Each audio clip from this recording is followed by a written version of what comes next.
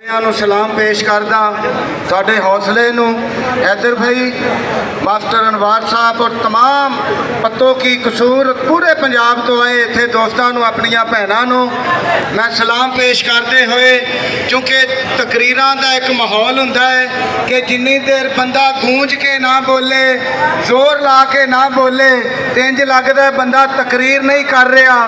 मेरी गुजारिश है कि थोड़ी जी जरा तहम्मल नाल भी गल सुनियो जे कोई बहुत जोर नहीं लाया जा सकेगा। मेरे दोस्तों पंजाब के असातिज़ा के हवाले नाल तुसी मेरे तो बेहतर जानते हो मगर और 4 दिन तो तुसी गल्लां सुन रहे हो मुकर्ररीन तो। मैं एक होर गल करना चाह रहा और वो गल की है अज दे और कल दे अखबार के अंदर गौर करियो जे प्लीज़। मुसलसल खबर आ रही ने कि 3 अरब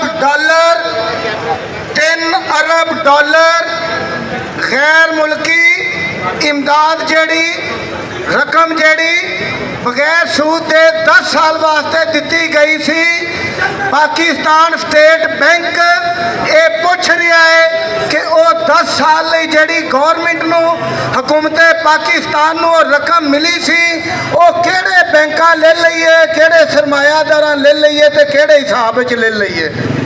मेरे दोस्तों गौर करिया जे कि 3 अरब डॉलर का मतलब 300 करोड़ डॉलर है और तुसी ना भी कोई कारोबार दे नाल करो सिर्फ बैंक च रख देवो और ओदा तुसी 10 साल कौम दी कमाई वेच खान वाले हो झूठी शान झूठी आन बान वाले हो कर्जे आंदे जाल विच फसान वाले हो कर्जे आंदे जाल विच फसान वाले हो ओ सब वक्ते आंदे अक्ल तंग होएगी कोई मुतालबा ना मंग होएगी।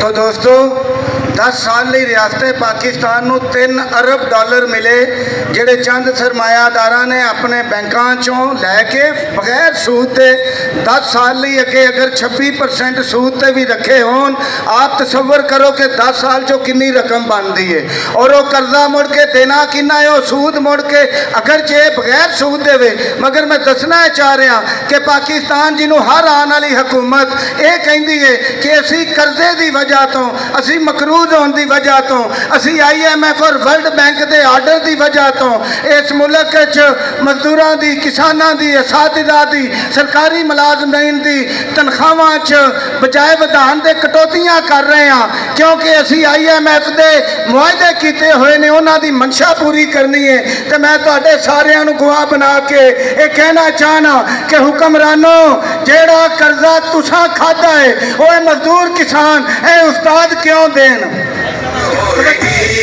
होएगा जरूर इंतसाब होएगा सारी लुट मार का हिसाब होएगा वरना फिर खूनी इनकलाब होएगा वरना फिर खूनी इनकलाब होएगा सालमा दे रंग च भी भंग होएगी। तो दोस्तों ਇਹ ਜਿਹੜੀਆਂ ਸਾਡੀਆਂ डिमांड्स ने ये बहुत मामूली डिमांड्स ने कोई बहुत बड़ा रियासती इकतदार या ताज या तख्त असी नहीं मांग रहे कोई असी सोने दियां काना नहीं मांग रहे समंदरां दा ठेका नहीं मांग रहे असी सिर्फ जीन दा रूह और जिस्म दा रिश्ता कायम रखने लई जिहड़ी जरूरी तरीन साडियां पेंशनां ने या जिहड़ियां तनख्वाहां ने उन्हां च मामूली इजाफा मांग रहे हैं। मैं कहां बाकी तीनों सूबे दे चुके ने पंजाब क्यों नहीं दे रहा। मगर मेरे दोस्तों सवाल ये कि जदों ये सानू मिल भी जान तो मैं कहना चाह रहा कोई फर्क नहीं साड़ी जिंदगी च पैन वाला। क्यों?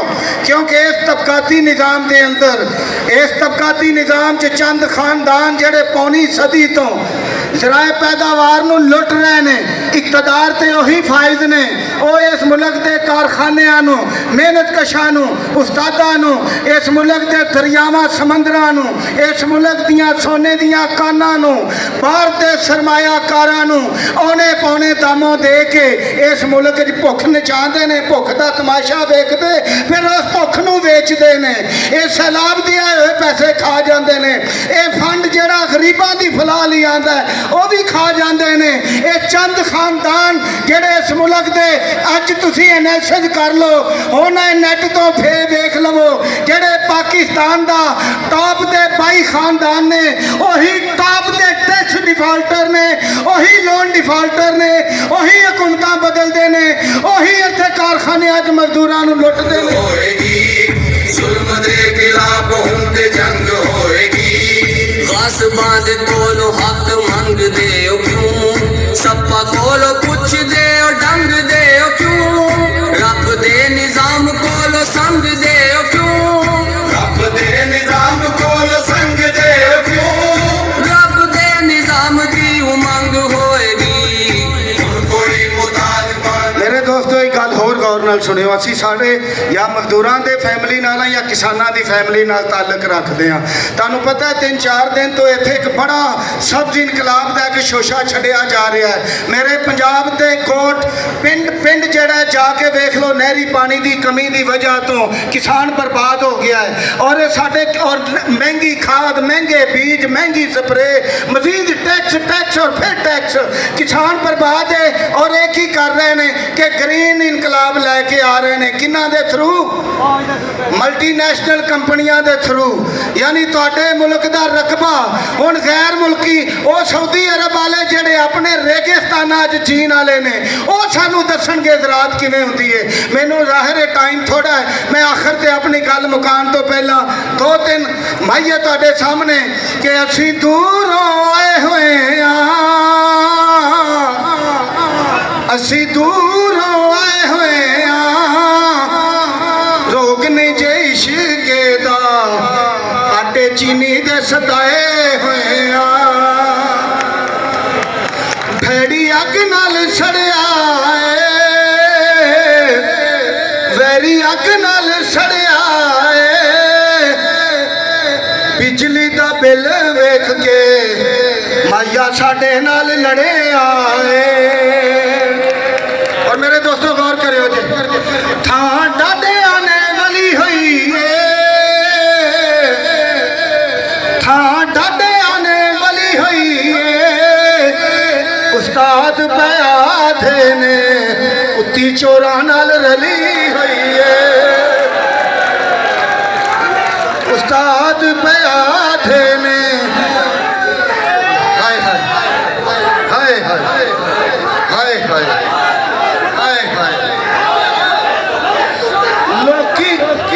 जीवो तुसी सलामत रहो, आबाद रहो, आबाद रहो, आबाद रहो। लोकी देन दुहाइयां ने, लोकी देन दुहाइयां ने, सजना नहीं आटा लभया उतों तेरियां जुदाइयां ने। और आखिरी अपनी भैनों वास्ते आखिरी एक माइया, बहुत शुक्रिया, बहुत शुक्रिया। आखिरी सब की तवज्जो चाहिए। चीका खूह विचों आईयां ने, चीका खूह विचों आईयां ने, माड़े मापियां ने धियां इन परनाइयां ने। मैं तुहाडे नाल नारा लाना है, जाग पंजाब जाग, तो तुसी आखना तेरी पग नूं लग गया दाग। जाग पंजाब।